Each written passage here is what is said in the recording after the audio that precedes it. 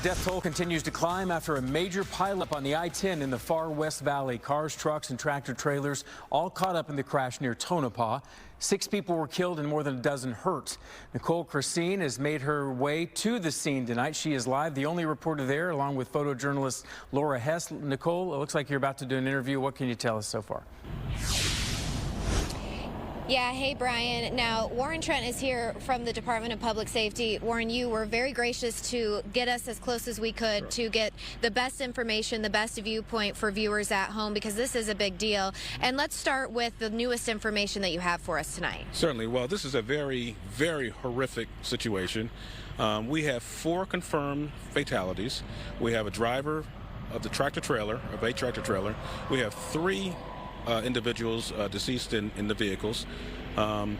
What's tragic, which makes this even more tragic, is that we're certainly hope this is not the case, but it's so mangled that we don't know if there are more victims in the wreckage.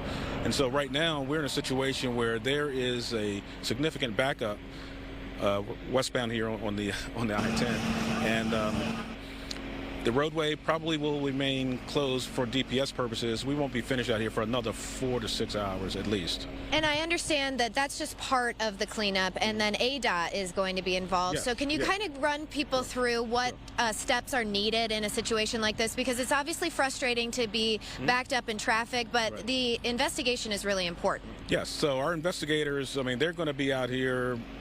This is going to take a while to do. So ADOT, yes, they will be out here, and they have to assess the roadway, assess if there's what kind of damage there might be, before it's safe enough for the drivers to proceed. So yes, we know that it's frustrating, but we still have to make it safe for them to travel through. And we know that the weather was really frustrating today. We don't have any cause for this wreck, but just when people are waiting in this line, what do you want them to know, just in general, about driving through this inclement weather in general that we do see sometimes during the monsoon season and stuff like that? Sure. Well, first of all, yes, we don't know what the cause is. We don't know if weather was a factor or not. But for the drivers, I certainly hope that they have water and maybe some food, some snacks. Just pack your patience, if anything.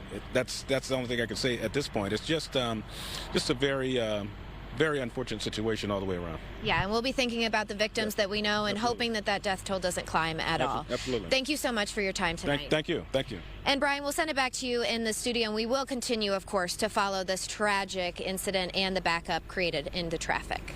Nicole, before I let you go, I saw you weaving through traffic earlier tonight. Are you at the actual scene, and what do you make of what you're seeing?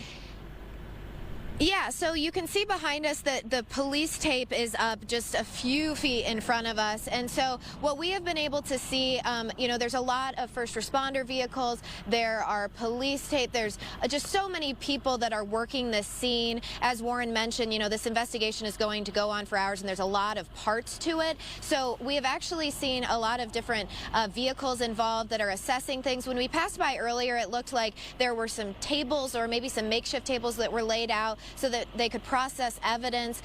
So we don't have like a clear view of the accident itself here, of the collision, but we are back quite a bit still because there is so much of a scene to process. And of course, we know that multiple vehicles that were involved did catch fire as well. So then that just adds another element to not only the tragedy, but also the cleanup and the assessment that is needed. So we are here as close as we could get to the police tape, and we're going to continue to search for any more information that we can get. We want to thank Warren for joining us from DPS and allowing us to get this close to the scene to provide everyone at home with that information.